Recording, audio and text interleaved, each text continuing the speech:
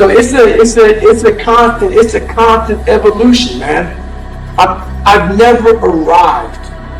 So what I do every day is I prime myself for what I want rather than letting the environment control me. We've all had times when you snapped at somebody and you felt bad because it wasn't them, it was the state you're in. Number one, that you deserve your goal. Number two, that whatever you've done thus far is only a mere fraction of what's possible for you.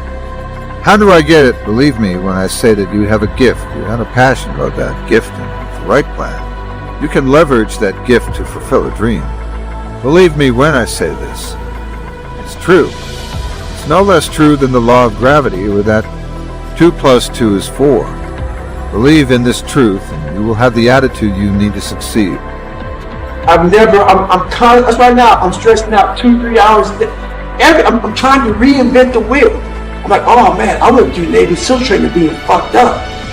I ran over 7,000 miles in 2007 being fucked up. I did pull-up records being fucked up. Now that the mind is so fucking strong, that the body catch the mind. So now where I'm at. So I'm always trying to reinvent the wheel and see what I'm capable of next. Right?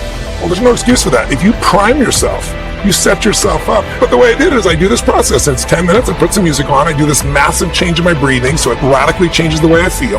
And then I do this 3-step process. First, I do 3 minutes of gratitude, where I think of 3 things I'm really grateful for, and I associate. I don't think of it over there. I feel it. And the reason is, when you're grateful, you can't be worried. You can't be fearful. When you're grateful, you can't be angry. And anger and fear are what screw people up most in their relationships, in their life, in their business. So I wire myself. I was saying to you that most people want to be happy, but their habit is to be worried or pissed off or frustrated or stressed. And so they've got a highway to stress and they got a dirt road to happiness. So I wire myself. I've got a highway to gratitude, which changes all your emotions. And then I do a 3-minute process of kind of a prayer for my family and friends. And then I do a 3-minute process of the top 3 things I want to accomplish. I see it as done.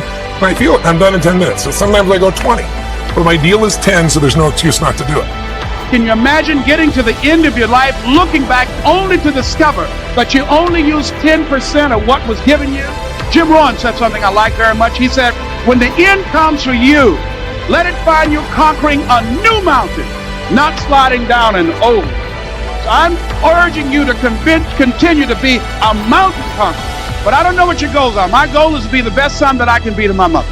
My goal is to be the best father that I can be to my children. My goal is to be the best servant that I can be to mankind. I'm asking that God use me so that I can begin to help thousands of kids across this country, like Mr. Washington helped me. I asked him, I said, what can I do to pay you back? He said, pass it on. So whatever your goals are, this is what I'm known by that's on my tapes.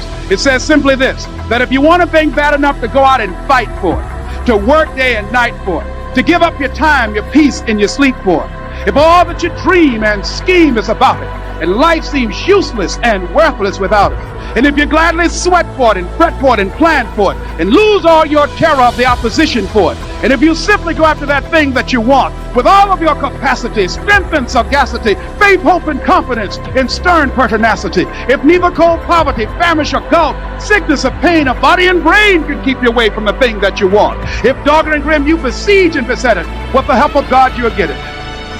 To change people's lives by sending me through a process that was so hard for me to overcome. When somebody like you stands up and asks me a question, I know the answer without even thinking, because I've been processed. I've been homeless, so I know exactly what you're feeling. You feel me? Listen, man, like I told all my kids have a college education. I told them all, I don't care what you get a degree in. Until you follow your dream and connect it to your gift, you'll never be happy. You'll never be happy, man. I just gotta tell you, you got to chase that dream before you die, man. You should go and live your dream. Just go see. God puts your real life in your imagination. That's where your real life ain't in your present circumstance. A person with one or more talents who uses them to succeed. They identify their talents and work with and improve them to achieve their goals. Physical or performing arts. Talents likely aren't transferable to the practice of law or business. Being athletic or having a broad vocal range aren't going to. Help when trying a case or starting a business. Perhaps it's shrinking the time frame down. The sooner we must do something, the more desperate it becomes. In other words, if something has to be done within 10 years, how desperate is that? But if it has to become sooner and sooner and sooner, or even if there just has to be a real date put on it, gives us some desperation knowing that date is coming sometime soon. So what is your plan and strategy to increase your desperation, increase your hunger level, and then focus? What's your plan to increase focus? Oftentimes that could be a plan to eliminate distractions. What's your strategy to eliminate distractions? It might be, I watch too much television at night and it distracts me from my goal. Perhaps you should remove that television from the room. That's a plan and a strategy to eliminate the distraction. Perhaps it's you're being on the internet too long or playing video games. Maybe you need to eliminate them. Perhaps in your nutrition, you're trying to get fit. The distraction are snacks that you have in your home or alcohol. Maybe they need to be removed from your home. What is your strategy and plan to eliminate distractions and increase focus? Your real life is not in your current situation. Your real life is not in your paycheck. Your real life, he tucks it away in your imagination.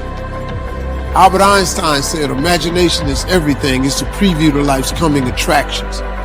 Everything you imagine is a preview to a coming attraction. Once you understand that and quit looking at your imagination as hocus pocus, it opens up a wide range of things and possibilities. And God puts your real life in your imagination. Listen to me. This is serious what I'm telling you. Don't you think it's nothing else. Imagination is everything. It's the preview to life's coming attractions. That simply means everything that's in your imagination is a preview of a coming attraction that God has for you. That's why he puts it in your imagination. That's why when you tell your imagination to the wrong people, it don't go nowhere. Because without the evaluation, without the intention, and without the plan and strategy, an actual plan to increase desperation, an actual plan and strategy, get creative, get resourceful. It's only with a plan that you can begin to make changes and a strategy. Otherwise, it's just a thought. And then fourth, what immediate massive action are you going to take right now? I'm talking about right when this audio or video ends. What's the immediate first massive action you're going to take towards that plan? The first step. It's unplug the TV. It's remove the video game. It's throw out the junk food. It's remove a certain person from your life. Now, I don't know what it is, but what is the immediate massive action? Because if we can evaluate where we are and get very clear, because we can't know where we're going if we're not very clear about where we are. In other words, if life is like a GPS and we want to get to a particular destination, the only way we can get clear on getting there is to understand and evaluate and be specific about where we currently are.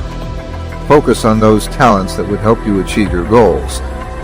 Were they natural communicators, leaders, managers, visionaries? What talents did they have that would help you? More importantly, which of these talents are ones you have? Once you identify the talents, study how they use them, apply them, and develop them. When did the talents come in handy?